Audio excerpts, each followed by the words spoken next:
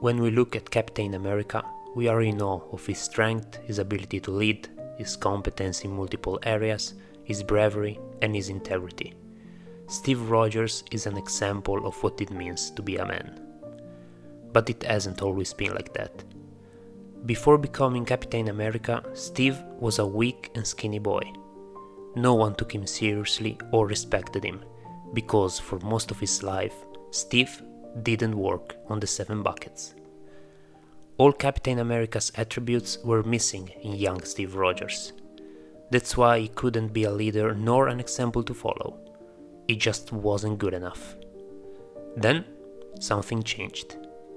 Steve didn't become Captain America exclusively because of the super soldier serum. In fact, for the first period, he was merely a guy dancing on a stage. Steve Rogers became Captain America when he realized that he could have been something more. The spark that started his personal development journey has been, for sure, his incredible physical transformation, as it often happens to the majority of us when we start to work on ourselves. However, he became the first Avenger only when he maximized himself in all aspects. Steve Rogers is the proof that every one of us can become an extraordinary man, doesn't matter how weak or useless we think we are. My name is Simone. I'm an Italian guy who wants to share ideas, concepts and practical tips that helped me become a better man. I hope you can find them helpful in some way. Today, I want to share with you the concept of the 7 buckets, necessary to start your self-improvement journey on the right foot and useful to avoid many of the mistakes I made in the last 10 years. Let's start. In his book Mastery, Robert Greene writes, "Think of yourself as an explorer. You cannot find anything new if you are unwilling to leave the shore." This means that the explorer won't be able to find the hidden treasure until he's willing to sail. In the same way, if we don't take the risk to explore the scary unknown, we won't be able to evolve and enjoy the benefits of our improvement.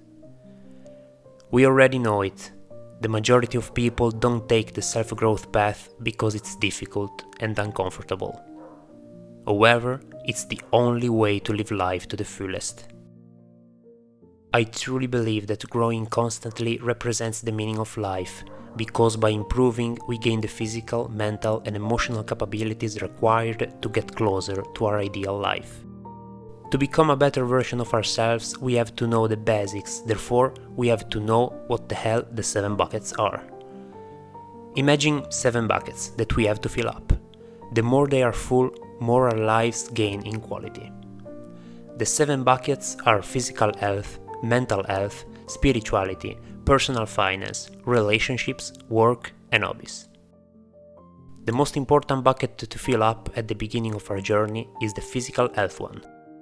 This bucket is influenced by how and how much we move, how and how much and what we eat, what we do to keep our bodies resilient, for example yoga, stretching, cold showers, etc. And lastly, how and how much we sleep. We are a body. Taking care of it is an absolute priority. Every experience that we live, and I mean every single one of them, goes through our body. To have a long and healthy life, we need to pay attention to diet and training. Luckily, we can find a ton of information online to do so. If you think it can be useful, I can share with you a list of my favorite fitness YouTube channels. Let me know in the comments. After physical health, we have mental health. The reason why I put mental health in second place is because by working on our body, we work indirectly on our mind as well, while the contrary isn't always true. Mental health is the sum of what we think about ourselves and the world, our level of open-mindedness and knowledge. All of them are influenced by what we read, watch and listen to. In my experience, achieving a state of internal peace should be the goal, and doing so is a consequence of flexible thinking. Having a series of fundamental values is necessary to set our priorities straight so that we can face existence. At the same time, every other idea and opinion should be called into question, often. Too many times I saw people, even ones close to me, lose their shit because someone dared to challenge their opinion, even if it was on something trivial.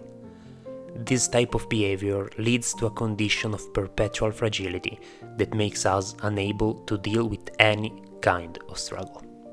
The total opposite of the condition every man should strive to achieve, which is the anti-fragility explored in detail by Nassim Taleb in his book Anti-Fragile. After we've put our body and mind in order, it's time to deal with a more mysterious side of ourselves. The third bucket, in order of importance, is spirituality.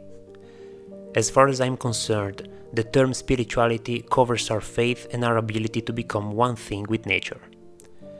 When the connection with our spiritual side is robust, we can see beyond the surface.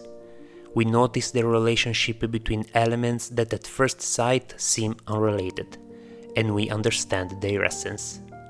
Achieving this level of awareness is essential to make logical decisions and laying a solid foundation for our existence. I believe that the first step in this process is to practice perceiving our unbreakable link with nature. Nothing helped me become more spiritually mature than comparing myself with nature's enormity and perfection. I've worked on my father's farm all my life, and now I'm trying to take over and make it my own. During all these years, I had the chance to experience both sides of the coin. I had animals die in my arms, while I helped others come to life. Then I lied down looking at the stars or sat under the tree, and I thought about what had just happened. These experiences, especially when you are very young, have an impact on you. They spur you to ask questions like, who am I? What am I doing here? What is my role? Everything starts from questions, and asking ourselves the right ones is often a great starting point for a phenomenal life. Physical health, mental health, and spirituality are on the podium because I believe you have to take care of the inside before even thinking about moving outside. If we don't deal with what we have inside, we won't be able to act properly in the world. The fourth is personal finance, which includes what we do with our money, investments, and our goals with them. Our financial health is measured by how much we earn, how much we invest, how much we enjoy and donate. With the solid foundation of great body, mind and spirit, using our money correctly to build and create instead of wasting it will be way easier. A man confident in himself, in his ideas and values, will inevitably be less inclined to buy a car worth his yearly salary.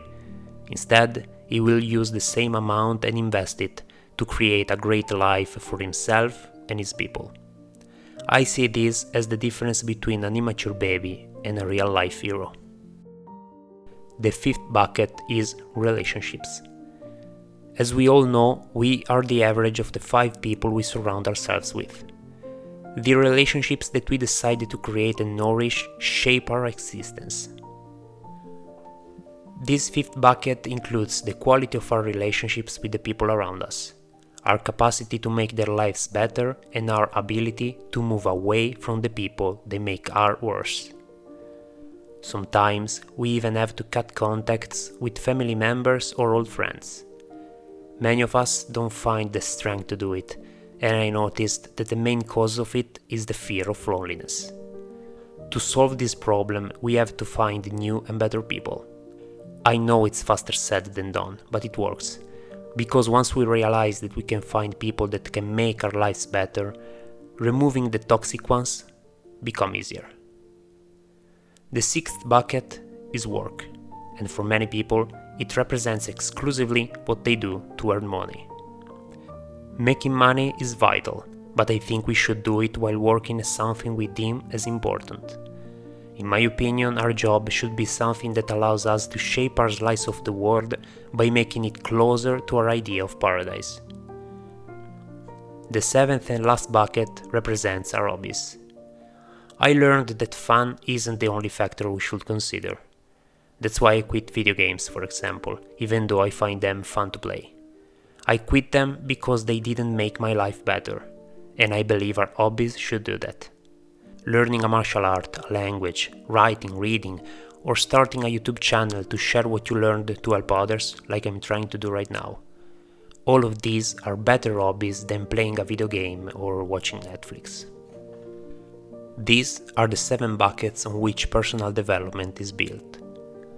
At the start of my journey, I would have really appreciated a general map like this.